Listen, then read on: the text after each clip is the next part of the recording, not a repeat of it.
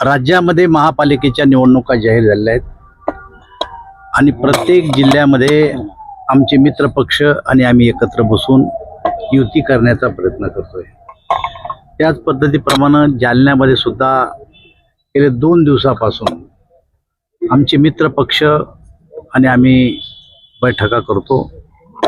कालही बबनराव लोणीकर, अर्जुनराव खोतकर, कैलाश गोरंट्याल, भास्कराबा दानवे, अरविंदजी चव्हाण, ब्रह्मानंदजी चव्हाण असे सर्व आमचे मित्रपक्ष एकत्र बसलो। बैठकीमध्ये एकमेकाचे प्रस्ताव एकमेकाला मी शेअर केले। कोणी कोणत्या जागा मागितल्या त्याच्यावर आम्ही आज आमच्या पक्षाचे सगळे नेते एकत्र बसून चर्चा करणार आहे। ते त्यांच्या पक्षाचे नेते एकत्र बसून चर्चा करणार आहे आणि आज 4 वाजता आमची पुन्हा एकदा युतीच्या संदर्भामधली बैठक आहे। आमच्या बैठकीमध्ये जी चर्चा झाली ती समाधानकारक चर्चा झाली। या शहराच्या विकासासाठी आपण सगळ्यांनी एकत्र यावं, या शहराच्या जनतेची भावना आहे आणि ती भावना डोळ्यासमोर ठेवून आम्ही एकत्र बसण्याचा निर्णय घेतलेला आहे आणि मला असं वाटतं की अंतिम टप्प्यात युतीची बोलणी आमची सुरू आहे। जालना शहर हे विकासाला मतदान देणारं शहर आहे।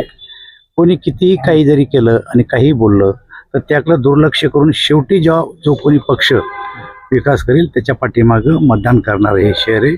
त्यामुळं आम्ही आज पुन्हा एकत्र बसून या विषयावर चर्चा करू। जागा वाटपाचा फॉर्म्युला ठरलाय का? आज ठरण्याची शक्यता आहे। असं आहे की जागा वाटपाचा फॉर्म्युला आम्ही एकमेकाला शेअर केला। आज आत्ता आपल्या राज्याचे सहकार मंत्री पाटील साहेब आत्ताच येऊन गेले, त्यांनी सुद्धा त्यांच्या पक्षाबद्दलची जी भूमिका आहे ती आमच्या समोर ठेवली आणि मला असं वाटतं ती भूमिका विचारात घेऊन त्यांनाही काही जागा सोडण्याचं आम्ही ठरवलेलं आहे। राष्ट्रवादी काँग्रेसला तुम्ही प्रतिसाद देत नाहीत असं जिल्हाध्यक्षांचा आरोप आहे।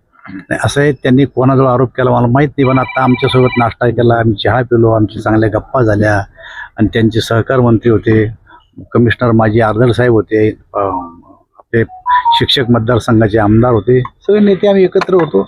मला वाटतं ते काही असं म्हणले काही आमच्या ऐकत नाही।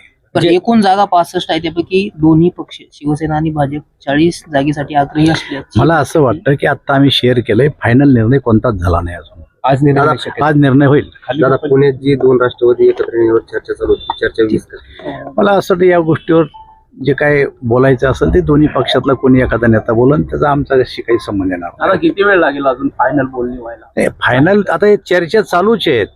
4 वाजता आम्ही आज बसणार आहे। मला असं वाटतं की आज आम्ही चर्चा फायनल करू अशी शक्यता आहे। Thank you sir.